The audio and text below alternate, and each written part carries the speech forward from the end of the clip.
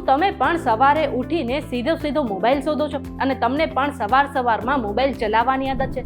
આટલું જ નહીં, આખા દિવસમાં તમને મોબાઈલ વિના નથી ચાલતું તો તમને એક બીમારી એટલે કે નોમોફોબિયા પણ હોઈ શકે છે.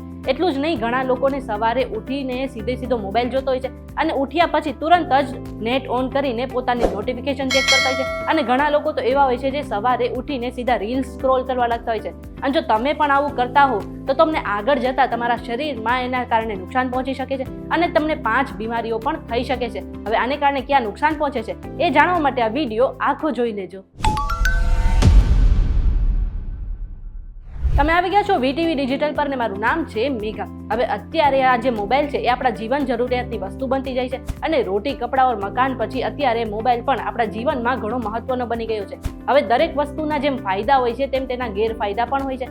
હવે મોબાઈલના પણ ધીરે ધીરે જે ગેરફાયદા છે એ આપણા જીવનને અસર કરવા લાગીએ છે અને આને જ કારણે આપણે બીમાર પણ પડી શકીએ છીએ. હવે સામાન્ય રીતે અત્યારે લોકોને મોબાઈલની આટલી બધી આદત લાગી ગઈ છે, આટલા બધા તેના વ્યસની બની ગયા છે કે મોબાઈલ વિના તેમનું જીવન નથી ચાલતું. અને જો મોબાઈલ ક્યાંય પણ આડો અવડો થઈ જાય ને તો તેમનો જીવ જે છે ઊંચો થઈ જતો હોય છે. અને ઘણા લોકો તો એવા હોય છે જે સવારે ઉઠીને તુરંત જ પોતાના મોબાઈલને ચેક કરતા હોય છે. જો તમને પણ તમારા મોબાઈલ વિના નથી ચાલતું ને તો તમને નોમોફોબિયા એટલે કે નો મોબાઈલ ફોબિયા પણ હોઈ શકે છે. અને નિષ્ણાંતો એવું કહે છે કે જેમને નોમોફોબિયા હોય છે તેમને આખા દિવસમાં પોતાના 1 મિનિટમાં પણ જો મોબાઈલ ના મળે ને પોતાના હાથમાં મોબાઈલ જોવા ના મળે તો તેઓ બેચેન થઈ જતા હોય છે. આટલું જ નહીં, જો તમે સવારે ઉઠીને પણ તુરંત જ મોબાઈલ જોતા હોવ છો અથવા તો રીલ સ્ક્રોલ કરતા હો છો અથવા તો કોઈ પણ ન્યૂઝ વાંચતા હો છો ને તો પણ તમે આગળ જતા બીમાર પડી શકો છો. હવે આને કારણે સૌથી પહેલા તો તમારી જે આંખ છે તેને નુકસાન પહોંચે છે. હવે વધારે પડતો મોબાઈલ વાપરવાથી તેમાંથી જે બ્લુ લાઇટ નીકળે છે ને તેને કારણે આપણી આંખોને નુકસાન પહોંચે છે અને ખાસ કરીને આંખનું જે રેટિના હોય છે તેને નુકસાન પહોંચતું હોય છે.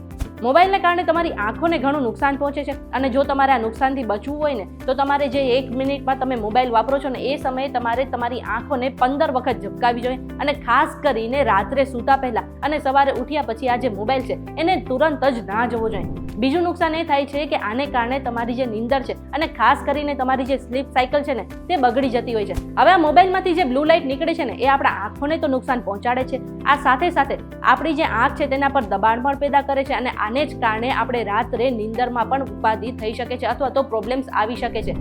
એટલા માટે ખાસ કરીને તમારે સવારે ઉઠીને 1 કલાક સુધી જે તમારો મોબાઈલ છે તેને ના જોવો જોઈએ. આ સિવાય એ છે કે તમારી જે રોગ પ્રતિકારક શક્તિ છે ને એ પણ નબળી પડી શકે છે. હવે સવારે ઉઠીને જો તમે તુરંત જ મોબાઈલ જોવા લાગો છો ને તો એના કારણે જે કલાકો છે તુરંત જ વીતી જતા હોય છે અને સવારની જે પ્રોડક્ટિવિટી છે એ તમે સારી રીતે નથી કરી શકતા. અને આને જ કારણે તમે સવારે ઉઠીને કોઈ ફિઝિકલ એક્ટિવિટી નથી કરતા અથવા તો કોઈ મેડિટેશન અથવા તો કોઈ જે યોગ છે એ પણ નથી કરી શકતા. અને આનો અસર જે છે તમારી ખાવા પીવાની આદતો પર પડે છે અને તમે જે હેલ્ધી ખોરાક છે એ પણ તમે ગ્રહણ નથી કરતા કારણ કે તમારું જે ધ્યાન છે, તમારી જે એકાગ્રતા છે બધી મોબાઈલમાં પુરવાઈ ગઈ છે.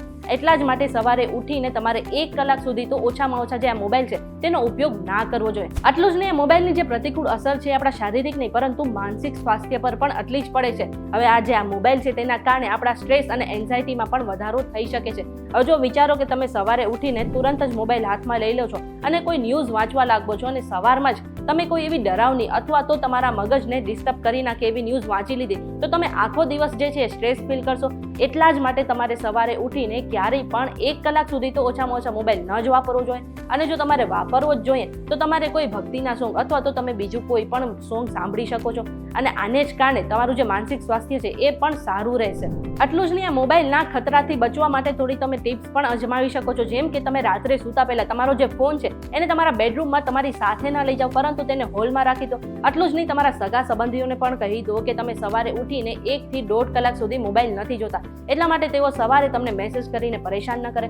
આટલું જ નહીં, તમે રાત્રે સૂતા પહેલા જે તમારા મોબાઈલનું નેટ છે તેને પણ ઓફ કરી દો અને સવારે ઉઠીને તમારી ફિઝિકલ એક્ટિવિટી કરી નાસ્તો કરી એ પછી તમારા મોબાઈલનું નેટ ઓન કરો. આને કારણે તમારી જે સ્ટ્રેસ છે, તમારી જે એન્ઝાયટી છે એ પણ ઘટી જશે અને તમારું જે સ્વાસ્થ્ય છે અને જે બીમારી છે તેનાથી પણ તમે બચી શકો છો. હવે આ બધી જ માહિતી અમે જે છે રિસર્ચ દ્વારા એકઠી કરી છે અને કોઈ પણ સ્વાસ્થ્ય સંબંધિત સલાહ માટે તમારે ડોક્ટરની સલાહ ચોક્કસથી લેવી જોઈએ. આ વિડીયો તમને કેવો લાગ્યો કમેન્ટ કરીને જરૂરથી જણાવી દેજો અને આવા જ વિડીયોઝ જોવા માટે અમારી ચેનલ સાથે જોડાયેલા રહેજો.